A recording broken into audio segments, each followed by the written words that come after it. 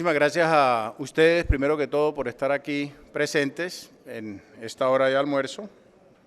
Entiendo que la actividad ha sido pesada. Muchas gracias a ProCaps por permitir este espacio, a la Asociación Colombiana de Perinatología por el evento y felicitaciones además, y al doctor Saulo Molina por su presentación.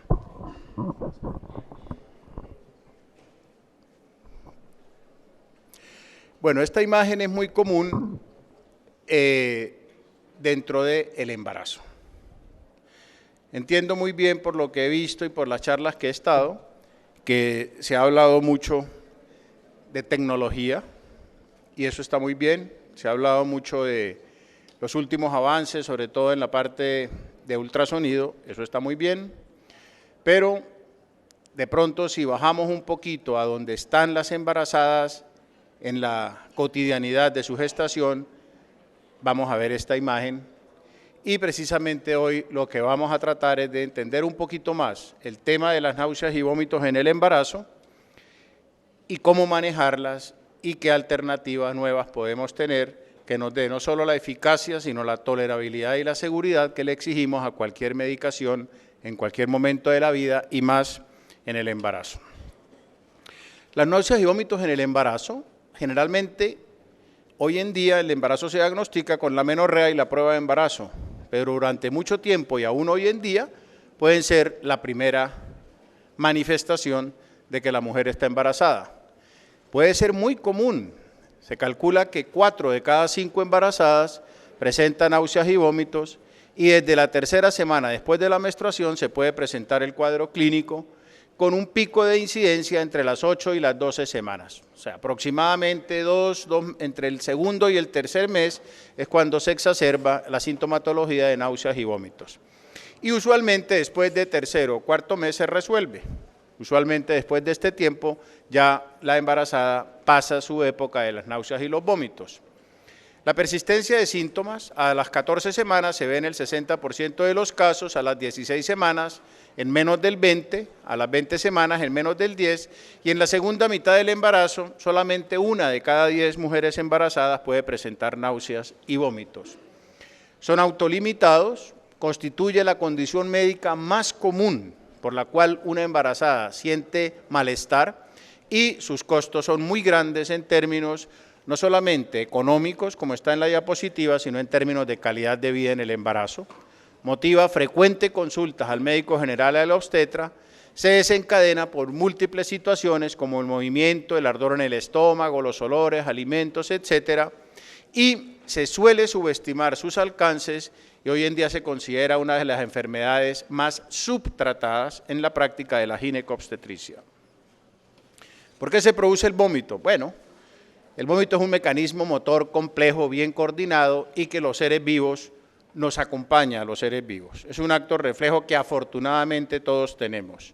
Es un mecanismo de defensa, y si algo le tienen pánico, por ejemplo, los anestesiólogos o nosotros cuando operamos, es precisamente los vómitos que pueden ocasionar una tragedia como una broncoaspiración.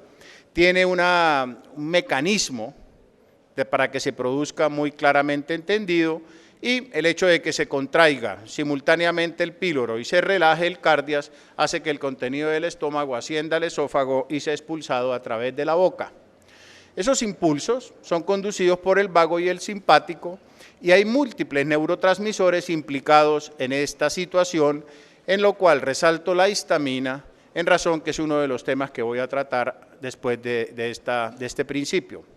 Hay una zona en el sistema nervioso central que se llama zona gatillo quimiorreceptora, o ZGQ, o área gatillo del vómito, gatillo porque es el disparador de la situación, que está localizada en el piso del cuarto ventrículo, que responde a múltiples neurotransmisores, como todo en el sistema nervioso, y que también, por supuesto, responde, para bien o para mal, a múltiples fármacos, sobre todo, que tengan que ver con el sistema nervioso. Responde a estímulos químicos, a neurotransmisores, a agentes de quimioterapia, a drogas, a toxinas, a la hipoxia y a múltiples situaciones. Una vez activado, este reflejo se transmite señales eferentes a través del nervio vago, de los frénicos, los espirales y los intercostales, produciendo aumento de la presión gástrica y expulsión, como ya lo comenté, del contenido gastroesofágico. El centro de gatillo está localizado en el piso del cuarto ventrículo y obedece y responde a estímulos aferentes que vienen del mismo tracto gastrointestinal, pero a diferentes estímulos también, como la uremia, como la cetoacidosis diabética, como a diferentes toxinas, a la quimioterapia, etcétera, y por vía eferente, por los nervios que ya mencioné, va a estimular el tracto digestivo superior para provocar el impulso del vómito y la expulsión del contenido gástrico. ¿Por qué se producen las náuseas y vómitos en el embarazo? Con certeza todavía no lo sabemos. Se ve en algunas mujeres, en otras no. La expresión de que le dio duro el embarazo es muy común en la práctica clínica y sigue siendo multifactorial. Generalmente, y debe ser así, es un diagnóstico de exclusión, porque como un profesor me enseñó cuando yo estaba en kinder, de lo único que no puede sufrir una embarazada es de infertilidad. De resto puede sufrir de cualquier cosa y por eso cuando una embarazada tiene náuseas y vómitos, el diagnóstico como tal tiene que ser de exclusión, porque antes de quedarnos con ese diagnóstico tenemos que mirar otras cosas que ya las voy a mencionar. Se ha propuesto que la causa sea hormonal, que tenga que ver, por ejemplo, con la gonadotrofina coriónica humana, porque fíjense cómo el pico de la presentación clínica de las náuseas y vómitos coincide con el pico de la gonadotrofina coriónica humana en sangre, con un pico mayor alrededor de las 10, 11 semanas, y luego la gonadotrofina va decreciendo, como ustedes saben, y también se observa que va decreciendo las náuseas y el vómito. Es decir, existe una correlación entre las dos que nos hace pensar que tenga que ver con la gonadotrofina, además porque placentas grandes o placentas anormales, por ejemplo en embarazos múltiples, en hiperplacentosis o en embarazo molar, las náuseas y el vómito en el embarazo son mucho más frecuentes. También la progesterona, los estrógenos, las hormonas tiroideas se han visto relacionadas, los estados de hipertiroidismo lo aumentan. Causas psicológicas cada vez adquieren más relevancia, tanto que cualquier paciente con hiperemesis, que es el grado extremo, que se consulte o que se hospitalice, tiene que ser valorada por psiquiatría y por psicología, y también causas fisiológicas como una disfunción del tracto gastrointestinal, probablemente relacionado con los niveles de progesterona que en el embarazo se encuentran aumentados. Hay factores de riesgo que son muy importantes tener en cuenta, porque al final de la presentación, una de las propuestas que yo quiero hacerles es que las mujeres que tengan alto riesgo de presentar náuseas y vómitos en el embarazo deben ser tratadas profilácticamente, y lo voy a demostrar. Es más común en mujeres urbanas que en rurales, en multíparas. Hay una predisposición genética, en esto también sí que es cierto que las enfermedades no las sufren las personas, sino las familias. Ya hablé de la masa placentaria aumentada, de las gestaciones múltiples, por alguna razón que desconocemos, pero que los hombres de esta sala como que sí lo acordamos, es que se ve más cuando el producto es de sexo femenino. No sabemos por qué las niñas desde la vida intrauterina son más sonoras que los niños. Sí, exactamente. En mujeres muy jóvenes también se puede ver, alguna cosa buena tenía que tener el cigarrillo. Parece ser que las mujeres que no tienen antecedentes de tabaquismo tienen más propensión, bajos ingresos, madres con antecedentes de náuseas y vómitos, por supuesto, mujeres migrañosas, y fíjense ustedes, cuando el cuerpo lúteo está del lado derecho, tiene más riesgo la mujer de tener náuseas y vómitos que cuando está del lado izquierdo. Vainas de la política, diría Maduro. Vómitos en embarazos anteriores o historia de hipertensión gestacional. Mujeres obesas, en las culturas orientales es muy raro, las chinas, las japonesas, las coreanas no se ve mucho, bajo nivel cultural. La mujer que habiendo ingerido anticonceptivos orales presentó náuseas y vómitos, es decir, presentó una labilidad de esa zona del gatillo con las hormonas para presentar náuseas y vómitos, es más probable que también lo presente en el embarazo. Amas de casa, Mujeres mayores de 35 años con historia de infertilidad tienen más riesgo. Mujeres que han sido infectadas por Helicobacter pylori y alto consumo de grasas saturadas en el embarazo. De tal manera que ya podemos ir entendiendo que el primer paso es una buena historia clínica, como siempre en medicina. Existe forma de cuantificar. Existe también un score que se llama PUCE, que es bastante usado sobre todo en los estudios clínicos. Cuando uno hace un estudio clínico, por supuesto que las unidades PUAI no sirven. ¿Cómo amaneció? PUAI como bien. ¿Y la atención? PUAI como más o menos. No. La medicina, mis queridos colegas, es una ciencia, como ciencia tiene que parecerse a las matemáticas, y aquí hablamos de números. De tal manera que hacer esto en la consulta diaria, pues obviamente no es práctico, pero hacerlo como parte de un estudio que estemos haciendo es obligatorio, obviamente. ¿Qué es la hiperemesis gravídica? La hiperemesis gravídica es la forma más severa. Afortunadamente no es muy frecuente, no ha sido bien estandarizada, no sabemos bien cómo podemos definirla, pero se acepta que cuadros que incluyen vómitos persistentes, deshidratación, cetosis, desequilibrio ácido básico, desbalance hidroelectrolítico, pérdida de peso mayor del 5%, podemos hablar de una hiperemesis gravídica y es la causa más frecuente de hospitalización en la primera mitad del embarazo. Una paciente, doctores, con hiperemesis gravídica es una paciente que requiere manejo intrahospitalario. Comienza desde el inicio y generalmente persiste por encima del primer trimestre del embarazo. Se relaciona con gestación múltiple, con mola, con trisomía 21, con hidrops fetal, es más común en primerizas, tiene tendencia a recurrir en embarazos posteriores, se relaciona con periodos intergenésicos más largos de 3 años, cuando la mujer tiene un hijo hoy y el otro a los 2 años es menos probable que se presente, y siempre, por supuesto, se deben descartar, como ya lo mencioné, otras causas de vómitos severos en el embarazo, como pueden ser la gastroenteritis, la colecistitis, la pancreatitis, la pielonefritis o alteraciones hepáticas como la hepatitis.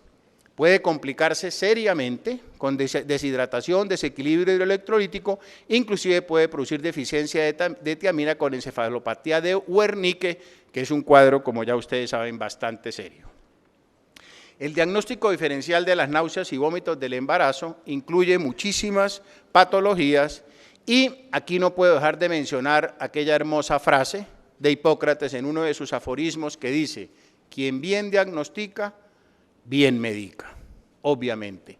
Debemos pensar siempre en toxinas y fármacos, debemos pensar en causas viscerales, debemos pensar en enfermedades del sistema nervioso, como hipertensión endocraneal o trastornos vestibulares, antes de matricular a la paciente con el diagnóstico de náuseas y vómitos, en diferentes tipos de desórdenes neurológicos, condiciones tóxicas. Debemos pensar en el abuso de drogas ilegales, cada vez es más común en la consulta, la embarazada que tiene consumo de drogas psicoactivas, desórdenes gastrointestinales distintos, desórdenes genitourinarios, infección urinaria, por ejemplo, pielonefritis, son muy comunes, torsiones de quistes anexiales, cálculos en los riñones, que también son más comunes en el embarazo, y diferentes tipos de desórdenes metabólicos, entre los cuales los desórdenes de la tiroides son muy importantes para pensar antes del diagnóstico de náuseas y vómitos.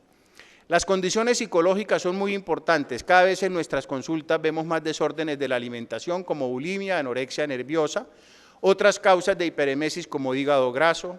En la segunda mitad pensar siempre en los trastornos hipertensivos, metabólicos e inclusive en muchas misceláneas que se relacionan con cuadros de vómitos sin que queden marcadas como tal como náuseas y vómitos en el embarazo. Las náuseas y vómitos no complicadas generalmente no tienen mayor impacto ni sobre la madre ni sobre el bebé. A veces se pueden asociar con aborto, parto pretérmino, muerte fetal, bajo peso al nacer y retardo del crecimiento intrauterino. Cuando ya hay una hiperemesis gravídica, podemos tener complicaciones graves como una abulsión esplénica, la ruptura del esófago, un Mallory Weiss, neumotórax, neuropatías, preeclampsia, inclusive muerte fetal. Las mujeres con náuseas y vómitos que son tratadas tienen mejor desenlace del embarazo. Está demostrado y lo voy a mostrar en un estudio. Demoran más tiempo para recuperarse después del embarazo, persisten los síntomas en las que han tenido pérdida extrema de peso y hay mayor riesgo de recurrencia en embarazos posteriores. ¿Cómo podemos tratar este cuadro clínico? Definitivamente debe ser tratado. Tratar las náuseas y vómitos del embarazo mejora la sintomatología y el confort, mejora el estado nutricional tanto de la madre como del feto, tiene menos riesgo de otras complicaciones propias del embarazo, por supuesto tiene beneficios psicológicos, el embarazo no tiene por qué ser un estado de estrés, de malestar. Hay señoras que dicen, a mí no me hablen del embarazo anterior porque eso fue terrible, la peor experiencia en mi vida. Ausentismo laboral es una importante causa de incapacidades y por supuesto una mayor facilidad para manejar todas las actividades relacionadas con el entorno, no solo familiar, sino laboral. El tratamiento entonces depende de la severidad. Hay medidas terapéuticas no farmacológicas y farmacológicas que pueden ir desde cambios en la dieta hasta medicación, hospitalización e inclusive hiperalimentación parenteral. Siempre debe tratarse las náuseas y vómitos, así sea con medidas no farmacológicas. Jamás se debe minimizar ni subestimar el cuadro clínico. No podemos decirle a una mujer embarazada, no se preocupe señora, eso es normal en el embarazo, váyase para su casa. No puede ser eso. Estudios indican que el manejo de las náuseas y vómitos es subóptimo. Solo al 50% de las embarazadas le preguntan por la intensidad y severidad de los síntomas. A menos del 25% le preguntan si los síntomas interfieren con la vida diaria.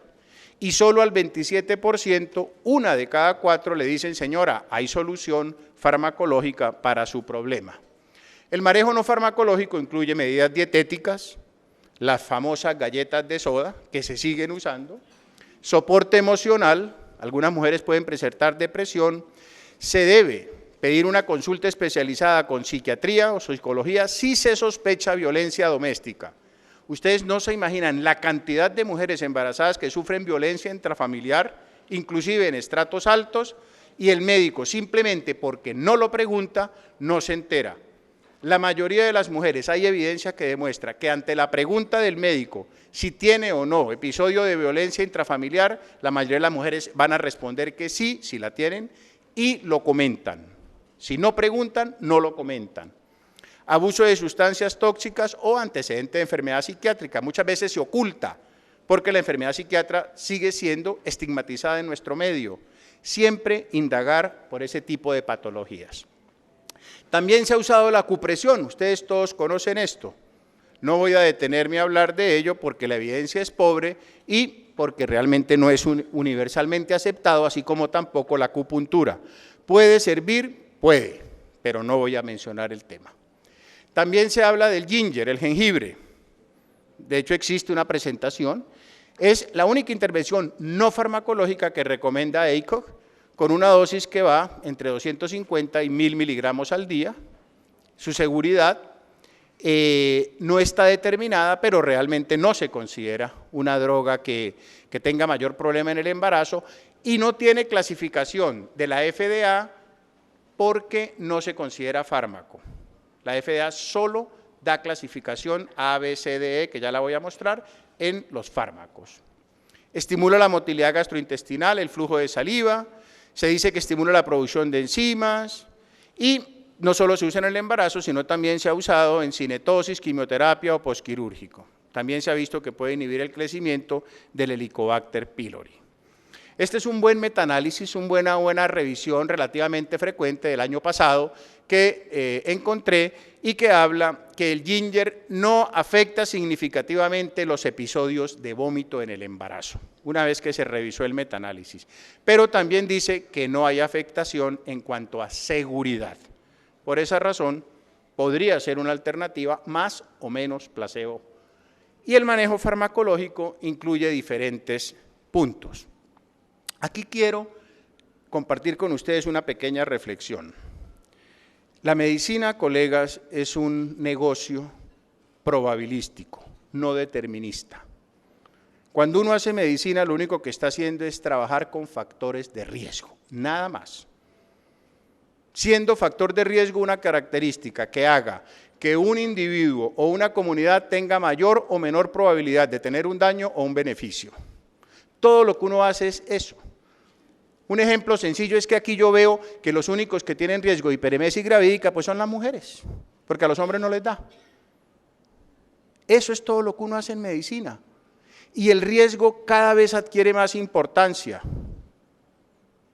Y si uno no trabaja con esquema de riesgo, desde lo mínimo hasta lo máximo y en cualquier especialidad de la medicina, no está haciendo una buena medicina. Porque el problema, colegas, es la seguridad. No hay nada más serio que la seguridad. Y si no, miren los periódicos. A uno no lo van a demandar por eficacia, porque uno formuló un medicamento y no fue eficaz. A uno lo van a demandar porque formuló un medicamento y tuvo problemas de seguridad, y le dio una trombosis, o le dio una hepatitis, o le dio una falla renal. Es decir, los médicos a los medicamentos les pedimos que sean eficaces, pero les exigimos que sean seguros.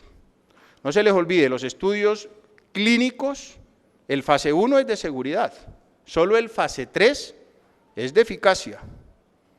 De tal manera que lo que quiero mencionar aquí, y para empezar, es la seguridad de los medicamentos en el embarazo. Y tengo que referirme a este. Los jóvenes no saben de qué estoy hablando y les voy a decir de qué.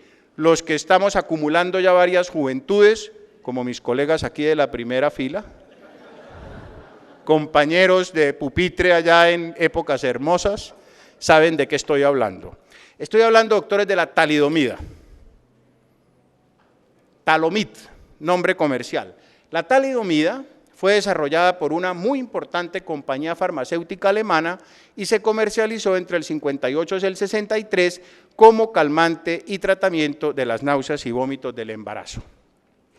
Tuvo mucho éxito y se creyó que no tenía ningún efecto secundario y no resultaba letal. Pero después se dieron cuenta que provocó miles de nacimientos de bebés afectados por focomelia. ¿Y qué es la focomelia?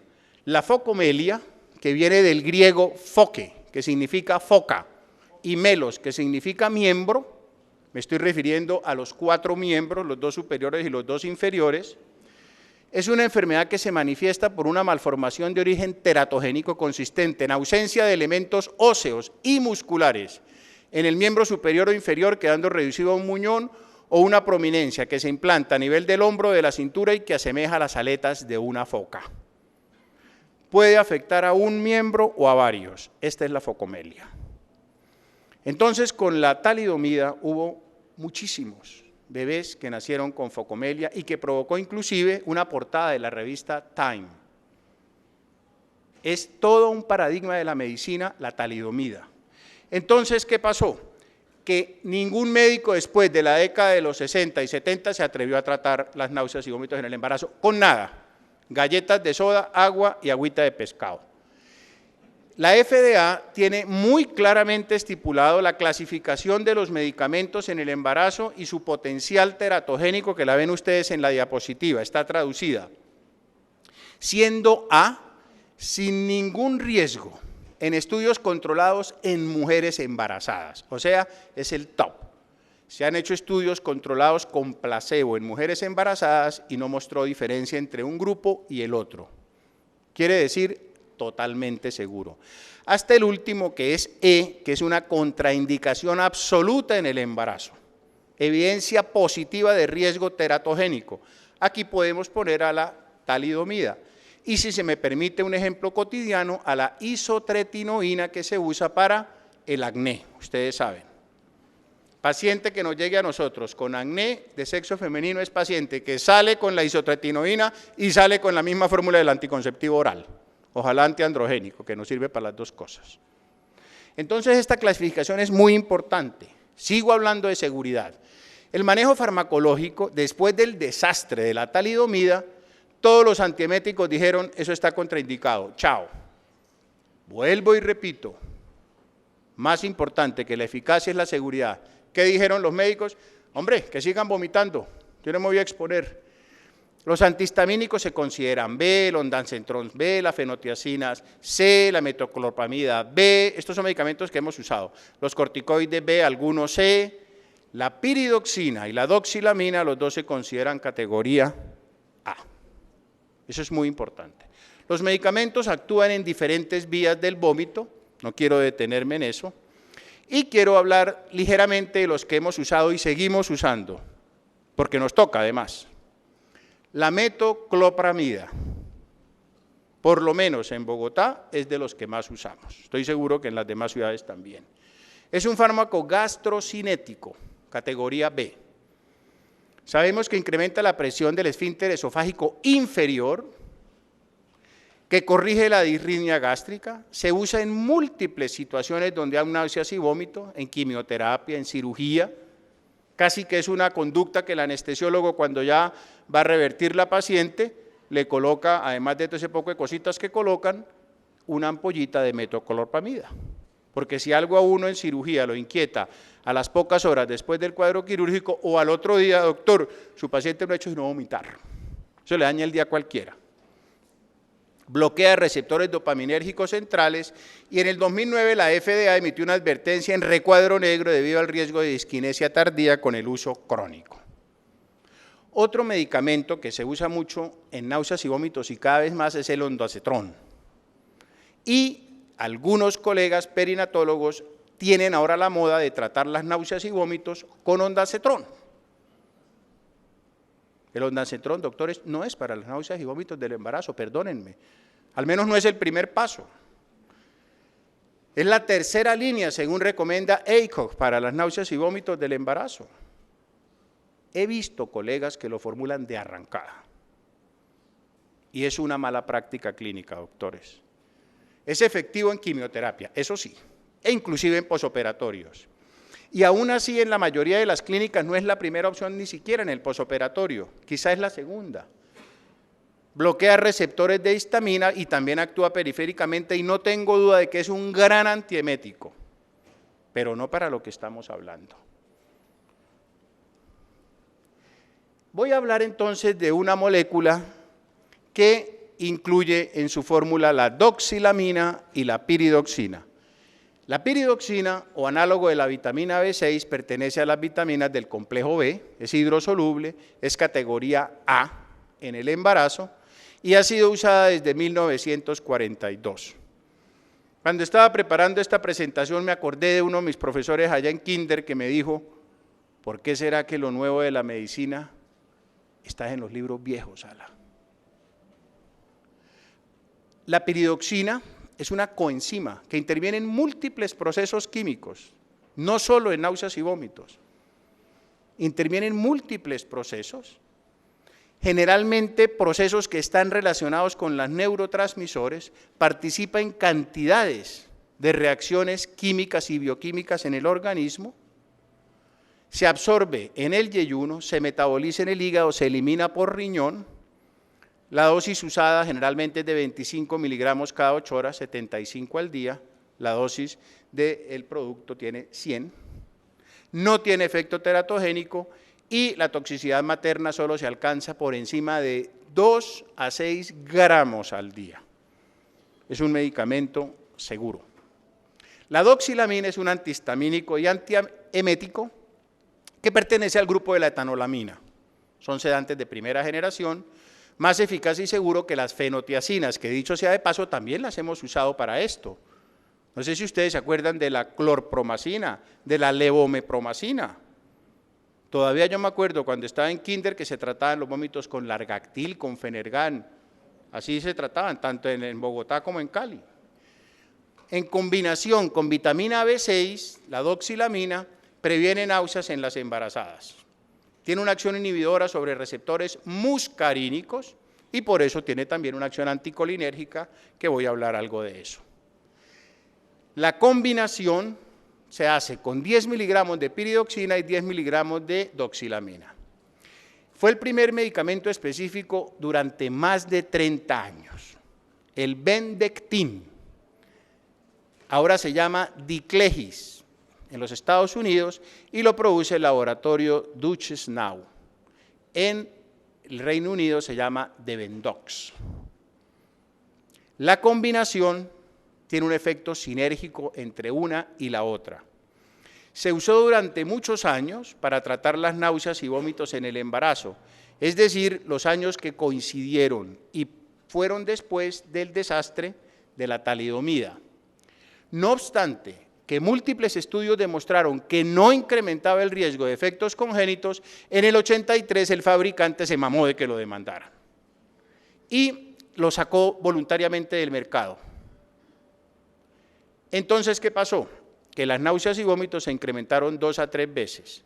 Antes de ser retirado del mercado, se expusieron a 30 millones de mujeres, de las cuales casi la mitad lo tomaron entre los 70 y los 80 en el primer trimestre.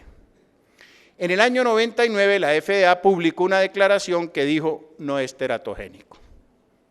No fue retirado por razones de seguridad o de eficacia del mercado. La seguridad, entonces, ACOG concluyó que la piridoxina sola o con doxilamina es seguro y debe ser considerada la terapia de primera línea con un nivel de evidencia A. Cuando estoy hablando aquí de nivel de evidencia, doctores, no estoy hablando de la clasificación de FDA de drogas y embarazo, ¿no? Estoy hablando de nivel de evidencia que nos permite grados de recomendación cuando uno habla de clínica. Estudios clínicos en más de 200.000 mujeres expuestas en el primer trimestre no mostraron ningún riesgo ni desenlaces adversos y nuevamente le dan un nivel de riesgo A en la publicación. Esta es la última que ha salido de BRICS de drogas en el embarazo y la lactancia. Publicación apoyada nuevamente por el Colegio Americano de Obstetricia y Ginecología y apoyada en las guías de náuseas y vómitos en el embarazo que fueron publicadas en el 2009 y fueron nuevamente republicadas en el 2014. Entonces, decíamos que en el 2005 el fabricante solicitó ante el FDA incluirlo nuevamente con el nombre de Diclegis. Por supuesto no le iban a dejar el mismo nombre. Y la FDA dijo, lo apruebo si me hacen un nuevo estudio de fase 3. Por supuesto, fase 3 es comparado con placebo. Entonces se hizo y resultó superior a placebo en el score PUKE. ¿Se acuerdan el score que les mostré al principio? El PUKE. Ese fue el score que se usó y mostró una diferencia estadísticamente significativa en relación con placebo y a favor de la combinación de doxilamina y piridoxina.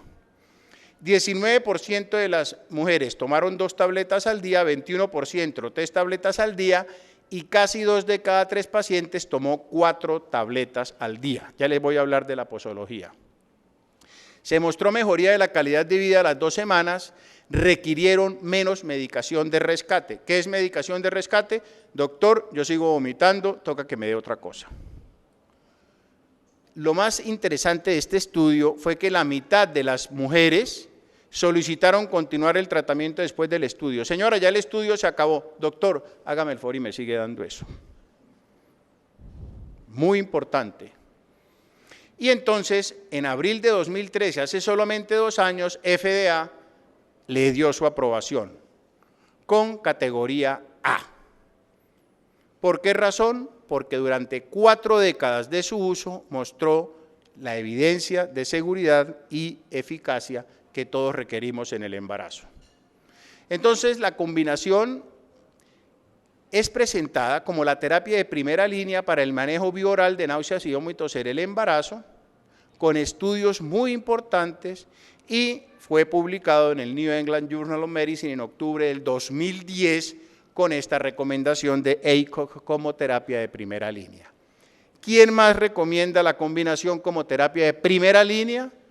Ya lo hablé de ACOG, el Colegio Americano, las profesores americanos de obstetricia y ginecología, la Sociedad de Obstetricia y Ginecología de Canadá, y lo más importante son estas 2 organizaciones, porque se encargan específicamente de evaluar defectos teratogénicos de medicamentos usados en el embarazo, Mother Risk Program y Mother to Baby. Por puras sobaderas, si quiere alguno de ustedes, ponga esto y verán todo lo que les va a salir, porque es bien interesante. ¿Cuál es la dosis que debemos usar del medicamento? 2 tabletas al acostarse. Muy fácil. Muy fácil. ¿Por qué al acostarse? por dos razones. Primero, porque produce un efecto sedante. De hecho, es el efecto más común, la somnolencia. Entonces, duerme mejor. Segundo, porque el pico máximo de la droga se alcanza entre 6 y 8 horas después y la mayoría de las mujeres embarazadas con náuseas y vómitos presentan el cuadro clínico en la mañana, vómitos matinales. Por esa razón se prefiere empezar con 2 tabletas al acostarse. Si al día siguiente por la tarde la señora sigue con náuseas y vómitos, se toma a las 2 de la noche, pero a la mañana siguiente se toma otra. Entonces, 1 por la mañana y 2 al acostarse. Y si el día 4 sigue muy incómoda, se adiciona una tableta a la media tarde. Entonces queda con 1 por la mañana, 1 a media tarde y 2 al acostarse. Dosis máxima, 4 tabletas. Se recomienda tomarla varios días, por lo menos una semana, para experimentar su máximo efecto. Se han usado dosis más altas, hasta 8 a 12 tabletas al día, pero no es lo que se recomienda. La dosis, vuelvo y digo, es 2, 3 o 4. Eficacia, 70% de éxito en el tratamiento de las náuseas y vómitos, o sea, más de 2 de 3 pacientes. Repito, 2 antes de acostarse, 1 en la mañana si no mejora, y 1 más a media tarde si no mejora. Esa es la dosis máxima.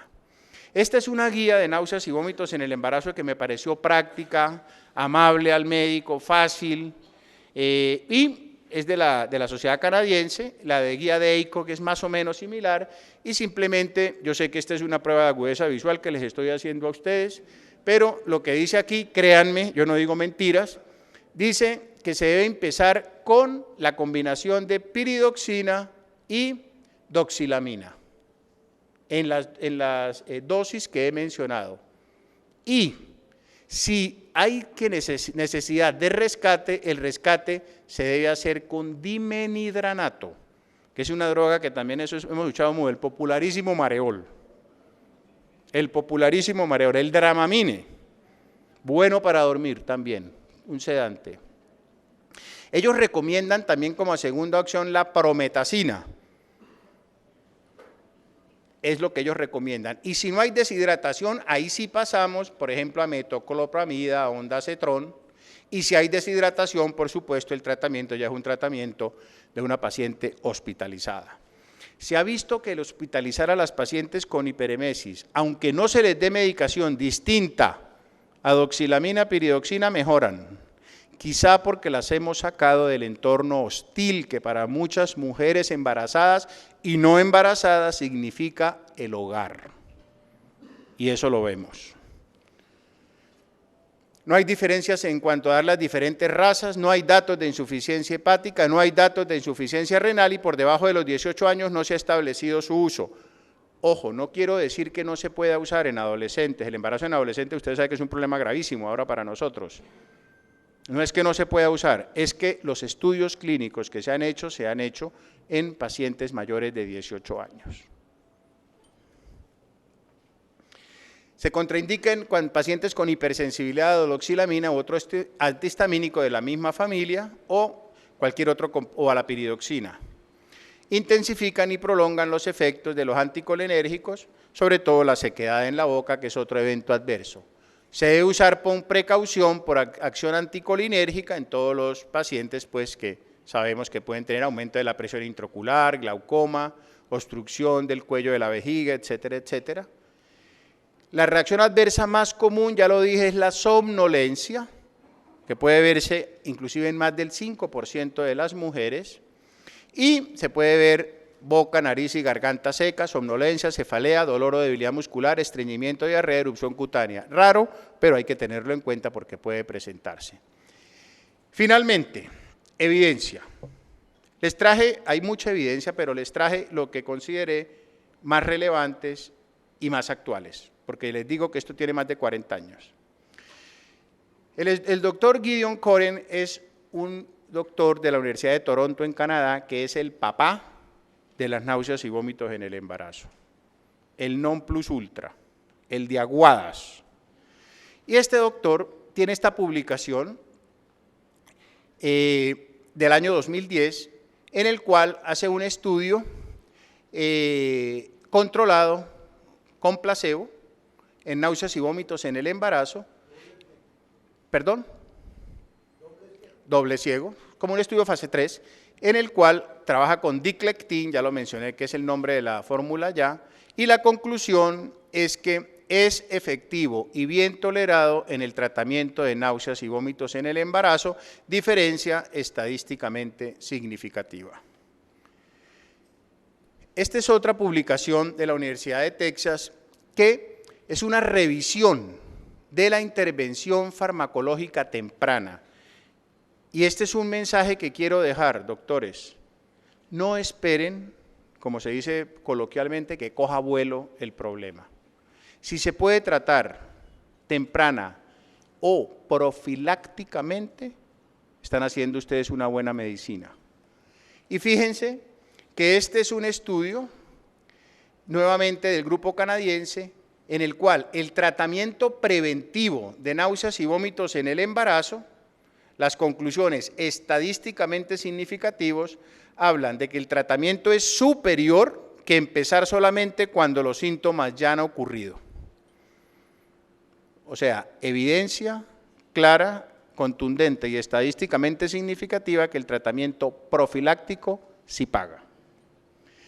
Esta es una revisión también bien interesante de abril del año pasado, tiene un año larguito, que es una revisión completa que hace de la fórmula doxilamina, piridoxina en el tratamiento de las náuseas y vómitos en el embarazo.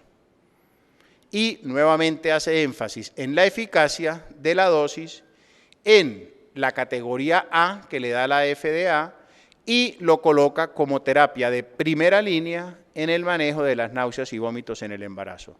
Es una publicación de la Revista Internacional de Salud de la Mujer del grupo de la Universidad de Iowa en los Estados Unidos. Esto también es una buena revisión nuevamente del grupo de Coren, manejo de náuseas y vómitos en el embarazo, en el cual nuevamente se hace recurrencia en las bondades de esta fórmula para el manejo de las náuseas y vómitos. En conclusión, y para terminar, las náuseas y vómitos son un cuadro clínico común en el embarazo. Son incapacitantes, tienen una alta repercusión clínica y en la calidad de vida. No puede ser que sigamos diciendo que eso es normal, señora, vaya para la casa y siga vomitando. Deben ser estudiadas, deben ser manejadas con medidas farmacológicas y no farmacológicas. La seguridad sigue siendo el tópico más importante en tratar las náuseas y vómitos del embarazo. La combinación doxilamina-piridoxina es la única terapia segura y le tiene una categoría A de la FDA. Tiene una eficacia mayor al 70%, tiene un esquema posológico variable según la respuesta y en caso de que no haya respuesta debe optarse por terapia de rescate, entre las cuales podemos hablar de metoclopramida y de dimihidranato. Cada mujer en el embarazo es diferente y para cada una habrá una terapia diferente dependiendo de la severidad del cuadro de náuseas y vómitos en el embarazo. Cada señora tiene su zapatico y eso es muy importante, individualizar esta terapia. Y nuevamente, y para terminar, quiero que piensen siempre y hablemos todos el mismo lenguaje, el lenguaje del riesgo. La medicina es probabilista y no determinista, eso es lo que hace que sea la ciencia más bella que existe en la actualidad. Eso es lo que hace que uno se sienta satisfecho de hacer este hermoso oficio que nos correspondió. Muchas gracias.